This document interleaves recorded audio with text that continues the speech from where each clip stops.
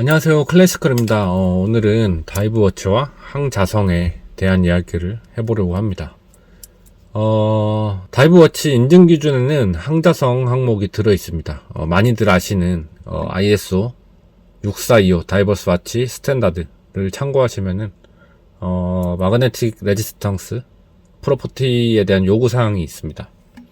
그리고 다이브워치에 항자성이 포함된 이유는 다이버들이 수중에서 안전하게 다이빙을 할 수 있도록 돕기 위해서입니다. 수중에서 다이버들은 자석의 영향을 받을 수 있는 환경에 노출이 됩니다. 다이빙 장비 중에 자석이 사용되는 것들이 많이 있고, 그리고 이때 시계나 나침반 같은 장비가 이 자석의 영향을 받으면 정확성이 떨어질 수 있습니다. 항자성 시계는 이러한 자석의 영향을 받지 않으므로 다이버들의 정확한 정보를 얻을 수 있도록 도와줍니다. 그리고 다이브워치 자체가 자성을 띠게 되면은 수중에서 이제 유일한 내비게이션 수단인 나치판 같은 장비들에 영향을 주게 되고, 그리고 다이빙을 안전하게 할 수 없게 될 수도 있습니다. 요즘에는 이제 다이빙 컴퓨터로 인해서 현재 아날로그 시계는 거의 이제 백업 수단 말고는 잘 사용되지 않지만, 그래도 아날로그 나침반은 현재에도 필수적으로 사용되고 있는 다이빙 장비입니다.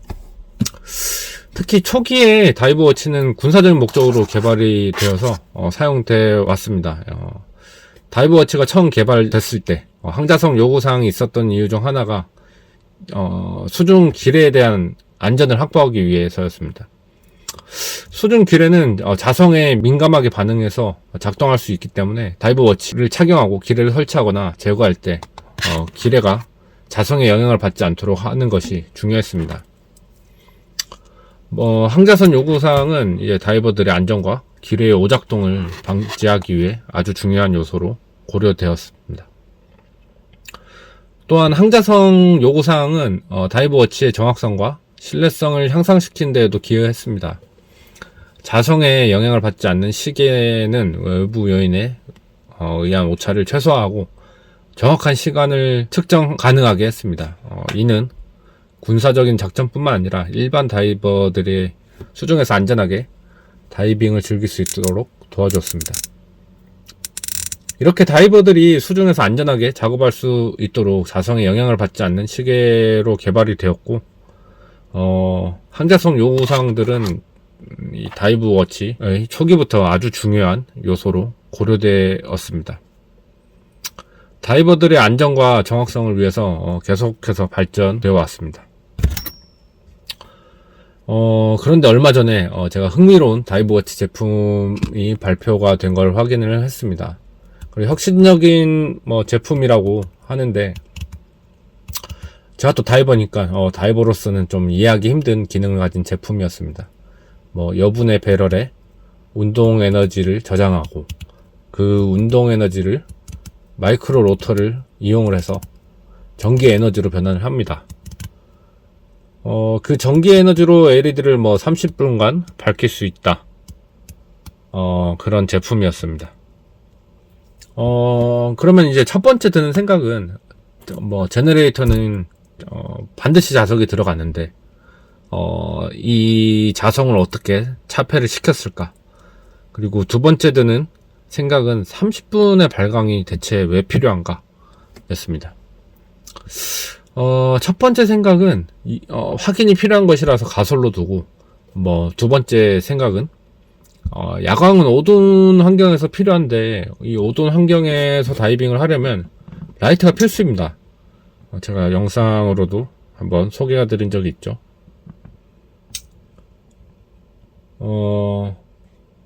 일반적으로 라이트의 전력을 다 소비하기 전에 다이빙을 마칩니다.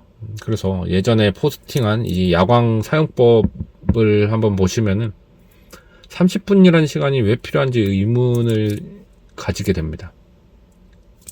그리고 30분 이상 발광은 라이트를 없을 때를 위한 건지, 아니면 라이트가 없다면 다이빙이 불가능한데 이 30분의 야광에 빛을 라이트 삼아서 다이빙을 이어나가는 것인지, 그 용도가 무엇인지 정확하게 파악하기 어렵지만 제 생각에는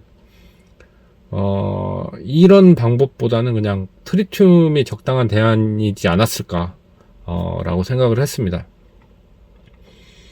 그런데 얼마 전에, 그 첫 번째 가설을 확인할 수 있는 기회가 있었습니다. 그 제품의 PT, 프레젠테이션에 참석할 수 있는 기회가 있었고, 호기심을 해결하기 위해서 나침반을 하나 챙겨서 참석을 했습니다. 스위스에서 테크니션도 오셔서 제품을 보기 전에 궁금한 사항을 직접 물어볼 수 있었습니다.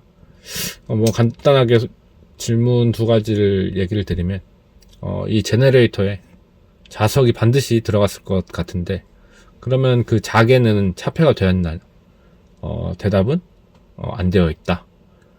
그럼 두 번째 질문은, 그렇다면 그 강력한 자석이 시계의 정확성을 해치지는 않는가?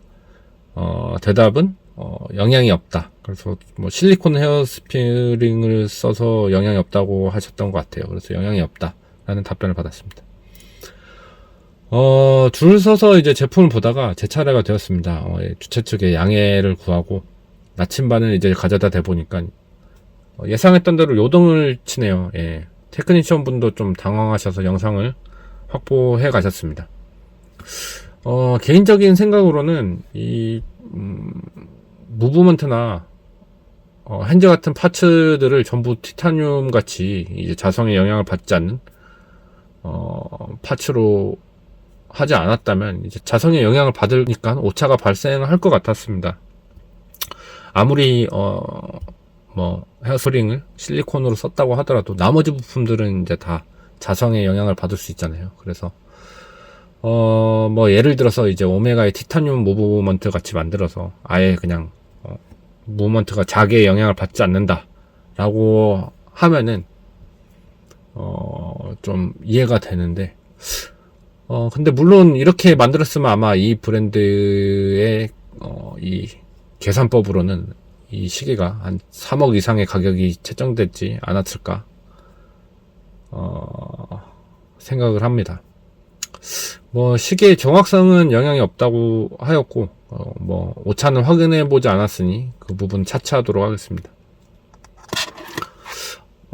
자성을 경계하고 이제 멀리해야 하는 다이브 워치인데, 오히려 강력한 자석이 시계 안에 들어가 있는 다이브 워치를 좀 보고 있으니까 이 브랜드에서 다이브 워치에 대한 기본적인 이해를 하고 계신 분들이 아무도 안 계시구나 하는 좀 약간 안타까움이 들었습니다.